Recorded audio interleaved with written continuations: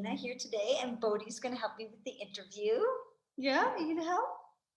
Okay, so I was taking a look at some of your stuff. I mean, we had some meanderings online together, and I just saw your recent post that you said that you've been in Costa Rica 6 years now. So is that 6 years full time, or did you come before that? Well, it's been like, I guess 5.5, but wait, no, 6 years ago, I had decided I was going to move to another country.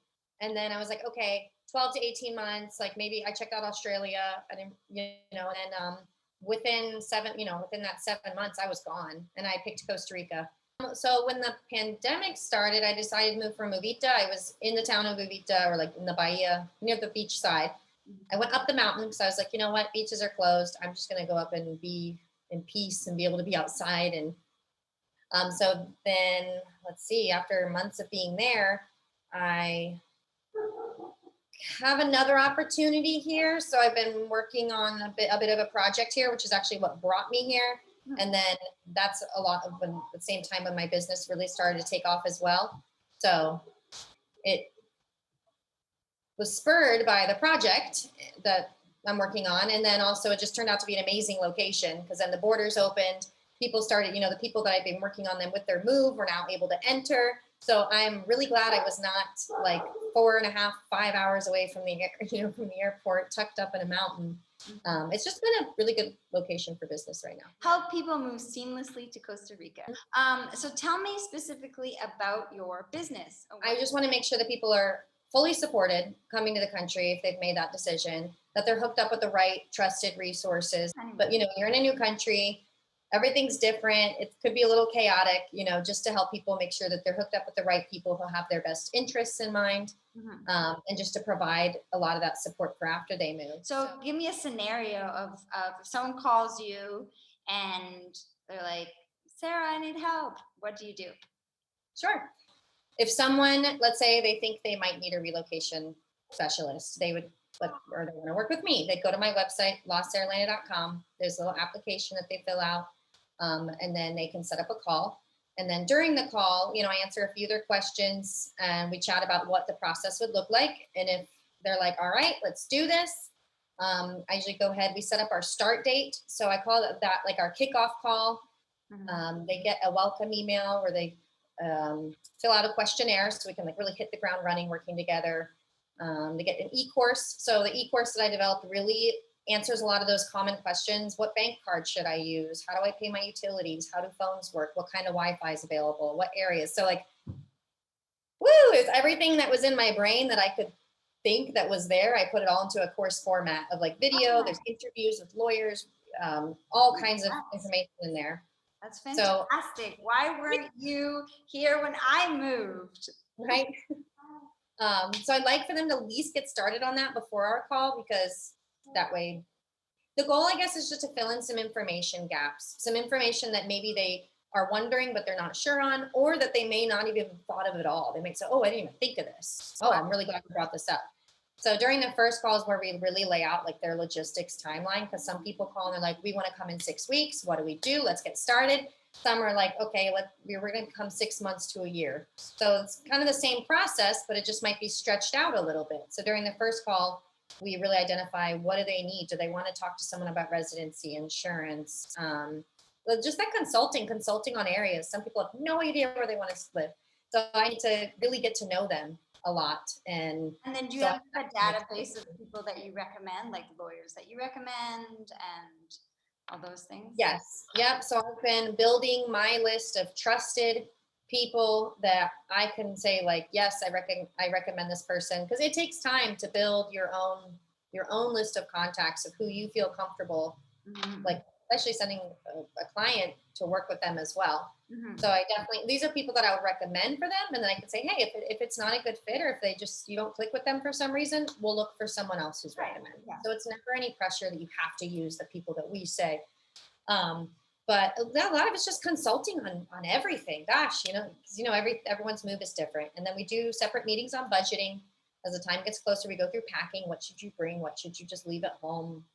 Kind of start to tie up loose ends, check and see how the logistics are going. Finding rentals is one of the biggest things that we do. We usually line up clients' rental before they arrive. So that way they're not paying expensive hotels, or we found them what they want before they get here. So then they can either rent it for a month or 3 or 6 or a year or whatever they're comfortable doing. Yeah, that's so helpful because you can look online, but it's better to have someone on the ground that like can really say like, I've been to this area and you know, this is kind of actually tucked away, so you would need a car, whereas like this is right downtown, so you're not going to need anything for when you first arrive. You could just, you know, you're going to get the food and everything you need. I think it's, you know, it's hard to find, it's hard to get that as much of that information, which is necessary for a move. Do you find you work a lot with people retiring, or are there families as well that you work with? There's been every demographic. So I've had young individuals in their 20s and 30s, like young singles, young couples, young families, retired couples, retired singles. I mean, all ages. So it's been, the demographics been really wide. And then so we plan them, like we get everything ready. We have a pre-arrival phone call. So we make sure that all their documents are ordered. Right now, you know, we have the insurance, the onward ticket, the health pass. We make sure that they have everything. So entry, when they enter into the country, it should just be breezing on through, especially if they're bringing pets. And then when they get here, we arrange. Like you say, seamless, like you say. Yeah, right. And when they get here, we'll actually meet up with them, show them around the town, make sure that they get settled in. They have phones, working phones. If they need anything else for the house, you know, they're all settled in. And then we offer the ongoing support. So if they have a question an hour after we leave, a day, a month, a year, you know, as things come up little by little from living here in Costa Rica, then we have a private, you know, WhatsApp group for our clients that can ask questions there, or they can always message us individually. So can you list for me your Instagram, Facebook groups, accounts, and do you have a website? Yes, I do. So I have a group, a Facebook group called Moving to Costa Rica. So I have that as a nice, friendly space for people to ask questions who are moving or think they might be moving. So you're always welcome to join that group. My Instagram is, you know, that little @ sign. I'm not on there as much. _Sarah, SARAH, and then _ Elena, ELENA. My website is lasaralena.com.